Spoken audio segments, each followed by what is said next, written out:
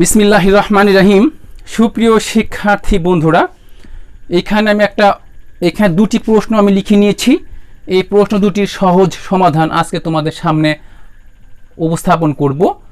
তো তোমরা দেখো কিভাবে এই প্রশ্ন দুটির সমাধান আমি সহজ পদ্ধতিতে করি, তোমরা দেখো।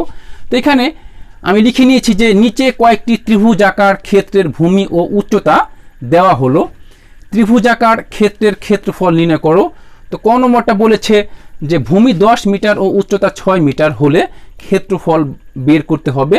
খ নম্বরটা বলেছে ভূমি 25 সেন্টিমিটার ও উচ্চতা 14 সেন্টিমিটার হলে ক্ষেত্রফল বের করতে হবে অর্থাৎ ত্রিভুজের ক্ষেত্রফল। তো আমরা নির্ণয় করব। তো চলো আমরা এখানে নির্ণয় করি। তো ক নম্বর প্রশ্নের উত্তর এখন আমরা এখানে দিব।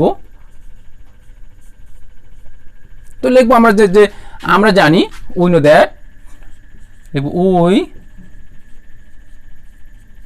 দ্যাট, আমরা জানি ত্রিভুজের ক্ষেত্রফল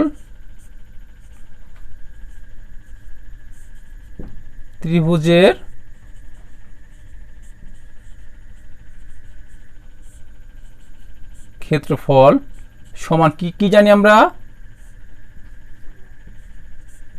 হাফ গুণন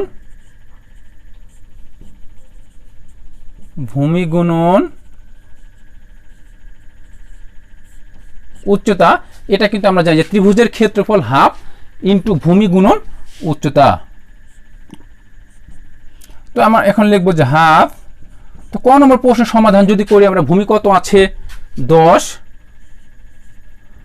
উচ্চতা কত আছে 6, এত কি লিখবো আমরা, প্রথমে আমরা জাস্ট এটা আমরা লিখবো যে এত বর্গ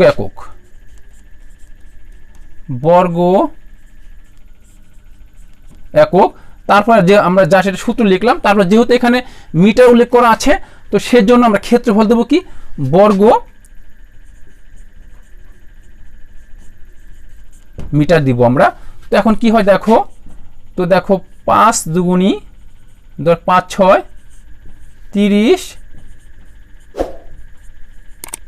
বর্গ মিটার। এটা কিন্তু আমাদের উত্তর। অর্থাৎ ক নম্বর প্রশ্নের যে সমাধান ছিল, অর্থাৎ ক নম্বর যে প্রশ্ন ছিল, সেক্ষেত্রে ত্রিভুজের ক্ষেত্রফল হয়েছে কত 30 বর্গ মিটার।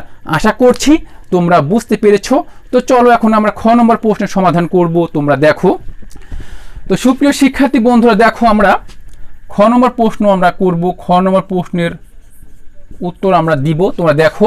তো একই রকম ভাবে লিখেছি যে উই নো দ্যাট ত্রিভুজের ক্ষেত্রফল সমান কত হাফ গুণন ভূমি গুণন উচ্চতা। অর্থাৎ ত্রিভুজের ক্ষেত্রফল আমরা কি জানি যে হাফ ভূমি কত 25 সেন্টিমিটার, 25 উচ্চতা কত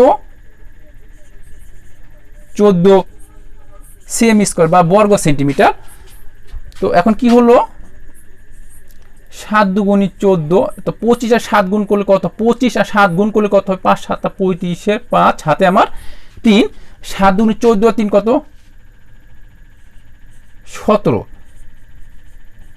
খ নম্বর প্রশ্ন যেটা ছিল যে ত্রিভুজের ক্ষেত্রফল কত, সেই ক্ষেত্রে আমরা সমাধান করে মান পেয়েছি 175 বর্গ সেন্টিমিটার। এটা কিন্তু আমাদের উত্তর। আশা করছি তোমরা বুঝতে পেরেছো। তো আমার এই ক্লাস দ্বারা তোমাদের যদি সামান্যতম উপকার হয়ে থাকে, তাহলে আমার এই কষ্টটা সার্থক হয়েছে বলে আমি মনে করব। তো তোমরা ভালো থাকবে, সুস্থ থাকবে এবং নিরাপদে থাকবে। আল্লাহ হাফেজ।